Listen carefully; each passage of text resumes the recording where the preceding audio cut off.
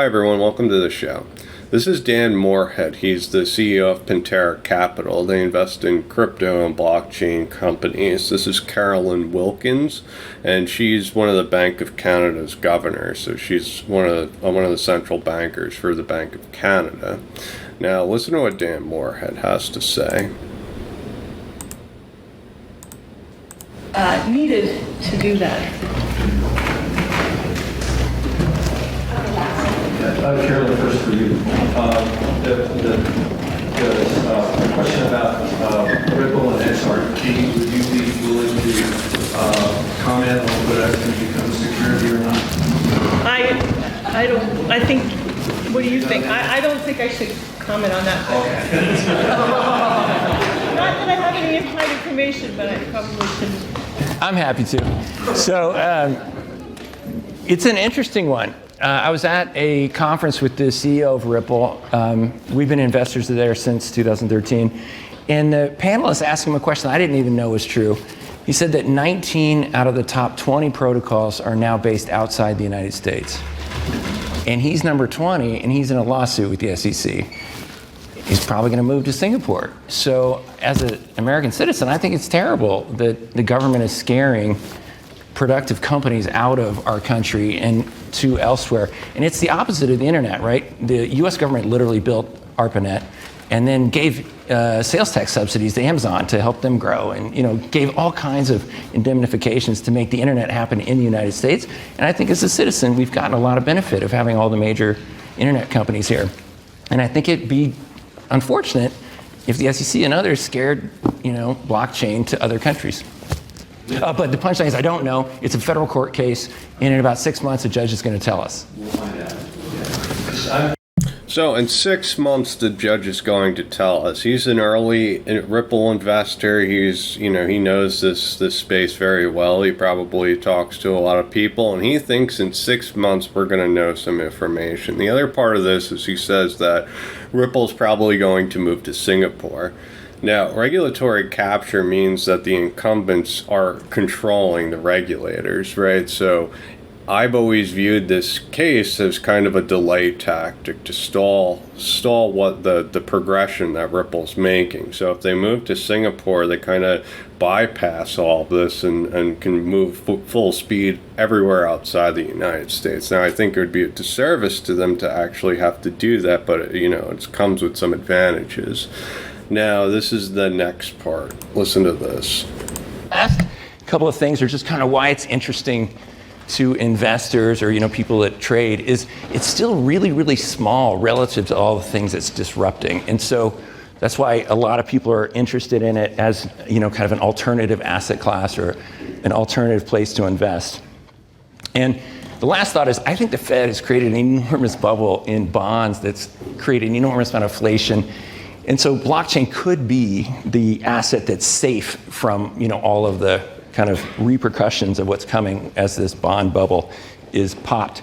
And here's a graph of the price of paper money priced in like bushels of corn, barrels of oil, gold. And so with the Fed printing $9 trillion over the last couple of years, it's essentially crunched the value of paper money. And so So as bonds sell off, interest rates rise, and that's what the Fed's doing to curtail inflation. They're selling off bonds to make the interest rates rise, and then that carries out through housing and everything that relies on money.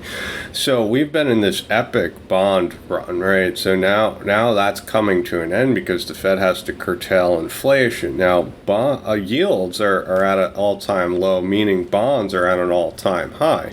So if the bond market were to go into a bear market and start crashing, where would investors look for a safe haven? And that's what Dan Moorhead is hinting at. Is bonds have always been where people park money during recessions. This time is different. You have high inflation, so putting it into a long-term bond, it's got to be over 10% yield, and no bond really offers that unless you have like junk bonds and things that are really risky and defeats the purpose of the bond. So there's all this wealth that needs to go somewhere. Where is it going to go if it can't go into bonds or equities or into whatever? It needs to either probably go into, he's predicting that it will go into crypto as well as commodities. So I found that pretty interesting. This next piece of information is ELIRE. ELIRE provides software. They implement software for major institutions and governments. Now listen to what Karen Willis has to say from ELIRE. So in terms of a blockchain payment, and many of these are happening today, you can actually execute a blockchain payment cross-currency in a matter of seconds. There's one service that can do 1,500 payments in a 5-second time slot. Typically what you're going to do is that originate the payment in your local currency. So maybe that's USD or Euro over in Europe. That is passed through the exchange, but it is actually changed into a cryptocurrency momentarily.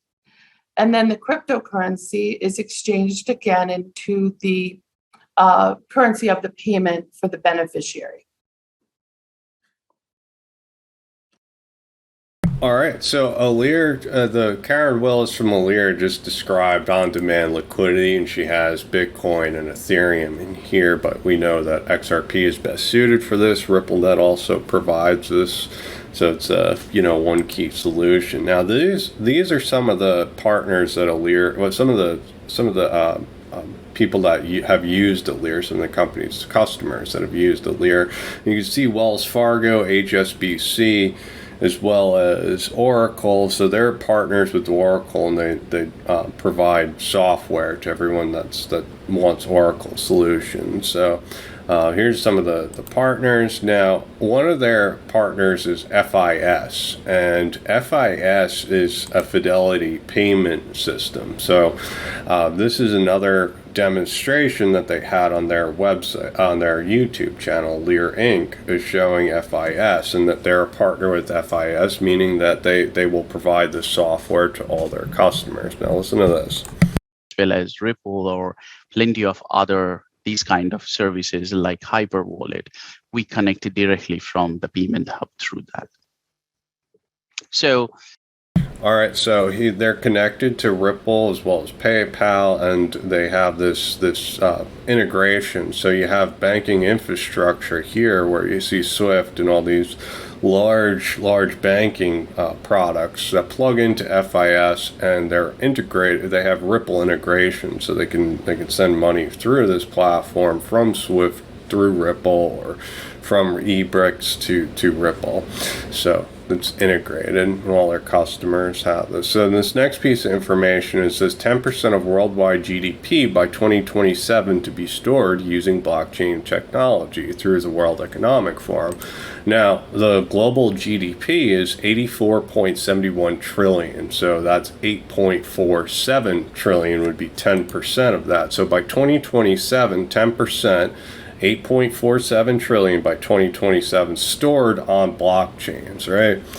And we know some of these crypto asset networks are going to host some of that wealth. So that's pretty important. Now listen to this part.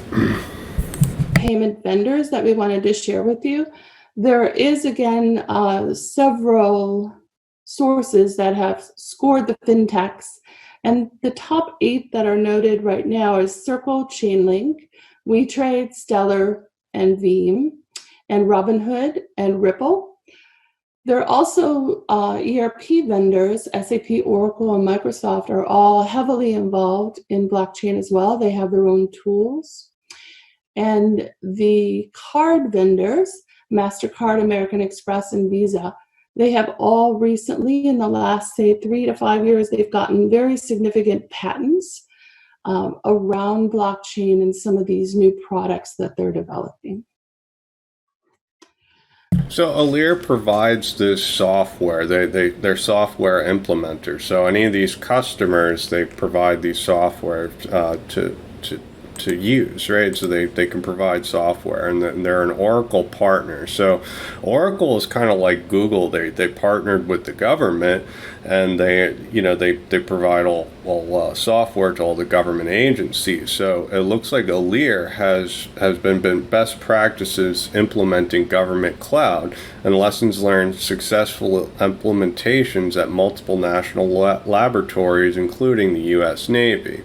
It also says that they've received a FedRAMP authorization, and it's essential for the government entities to evaluate the options they now have. So they provide, governments with, with the U.S. government with the software, with different softwares. So they're also part of the Faster Payment Task Force. So here's ELIRE, and that Karen Willis was the woman in this video presentation. These are some more different agencies that use ELIRE. You see Vanguard down here, Wells Fargo, HSBC, U.S. Bank, and we know U.S. Bank is also a RippleNet customer, RippleNet partner rather.